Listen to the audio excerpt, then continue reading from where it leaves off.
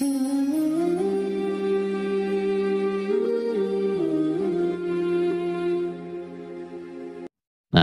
Hasan al-Basri misalnya mengatakan at-tawadhu an takhruja min manzilika.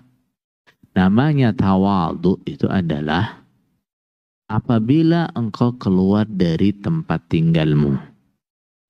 Fala talqa musliman illa ra'aita lahu alaika fadlan.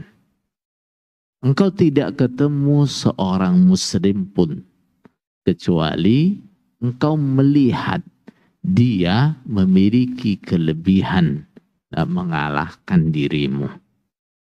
Nah, ketemu siapapun, nah, dia merasa muslim ini punya kelebihan daripada saya. Dia keluar rumah, ketemu orang tua. Nah, maka dia berpikir orang ini lebih baik daripada saya. Kenapa? Dia sudah beribadah lebih lama daripada saya. Dia ketemu orang yang lebih muda, dia berpikir orang ini lebih baik daripada saya. Kenapa? Dia tidak berbuat dosa lebih banyak daripada saya. Dia ketemu orang tuanya, nah maka dia merasa sadar bahwa orang tua itu harus harus dia hormati. Orang tua itu punya jasa buat dia. Nah, itu ini namanya apa?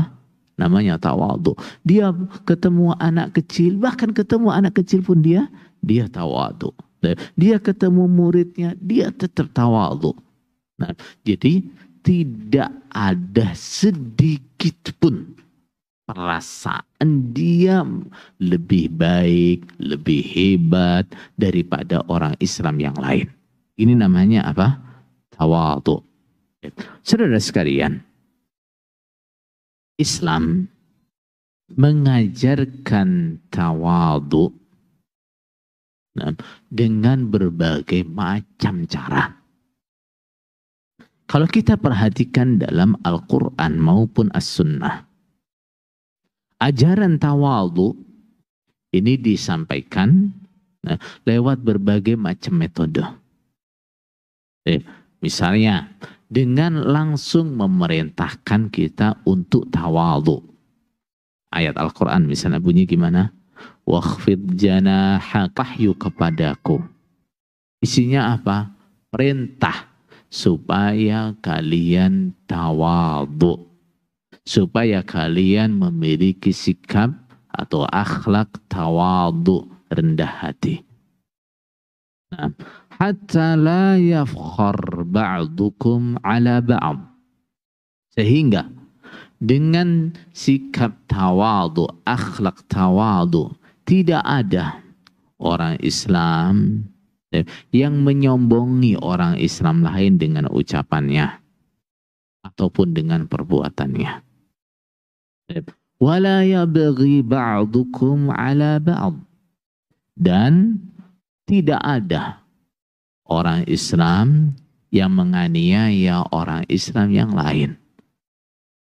Apa hubungannya tawadhu dengan penganiayaan? Banyaknya perbuatan aniaya itu karena hilangnya sifat tawadhu.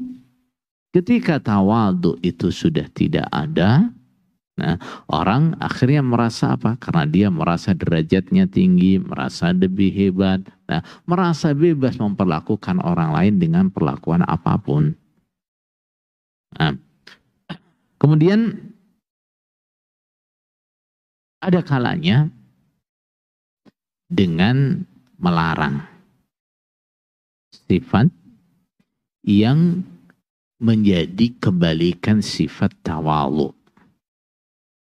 Seperti dalam Al-Quran disebutkan wala tamshi fil ardi maraha. Engkau jangan berjalan di bumi dengan sombong. Sombong itu adalah kebalikan dari sifat apa? Sifat tawadhu. Nah, kebalikan dari sifat tawadhu. Ada kalanya dengan menyebutkan keutamaannya orang yang memiliki sifat tawadhu. Rasulullah sallallahu alaihi wasallam bersabda, "Ma naqasat shadaqatun min mal." Sedekah itu tidak mengurangi harta. Ketika seseorang menginfakkan, mensedekahkan hartanya, hartanya enggak berkurang. Bahkan hakikatnya orang yang sedekah, ya, orang yang infak itu mengamankan hartanya, menyimpan hartanya. Nah, pernah Rasulullah Sallallahu Alaihi Wasallam menanyakan kepada keluarganya, ya, daging yang Rasulullah Sallallahu Alaihi Wasallam ketahui ada di rumahnya. Nah, oleh istrinya dijawab, "Wahai Rasulullah, semuanya sudah habis, tinggal satu sampil." Rasulullah menjawab, "Tidak, sebaliknya. Nah, semuanya sudah masih ada, semuanya telah tersimpan kecuali satu sampil." Nah, seperti sabda Rasulullah, nah, "Wa malaka mim malika ya bani Adam," wahai anak Adam, nah, engkau itu tidak punya harta yang sesungguhnya illa kecuali apa? Apa yang kamu pakai sampai rusak itu hartamu. Apa yang kamu makan sampai habis. Yang terakhir apa? Apa yang kamu sedekahkan kemudian kamu realisasikan. Nah, sedekah-sedekah yang sudah terrealisasi, infak-infak yang sudah terrealisasi, wakaf-wakaf yang sudah terrealisasi, itu menjadi harta kita yang sesungguhnya. Sedekah itu tidak mengurangi harta. Wa ma zada 'abdun bi'af'in illa rif'atan. Dan tidaklah seorang hamba mendapatkan tambahan sebab sifat pemaafnya kecuali mulianya. Nah, seseorang semakin dia memiliki sifat pemaaf, maka dia akan semakin mulia, semakin terhormat. Wa ma tawadhu'a 'abdun lillahi illa rafa'ah. Dan tidaklah seorang hamba bersikap rendah hati kecuali lillah, dengan karena Allah. Apa artinya rendah hati dengan karena Allah? Nah, dia bersikap tawadhu karena ibadah kepada Allah. Allah perintah ini. Dia bersikap tawadhu karena apa? Nah, karena Allah senang dengan orang yang tawadhu. Dia bersikap tawadhu karena apa? Karena dia menginginkan fadilah-fadilah, keutamaan-keutamaan yang Allah berikan kepada orang yang tawadhu. Dia berbuat tawadhu bukan karena dia ingin dikatakan, disebut sebagai orang yang tawadhu.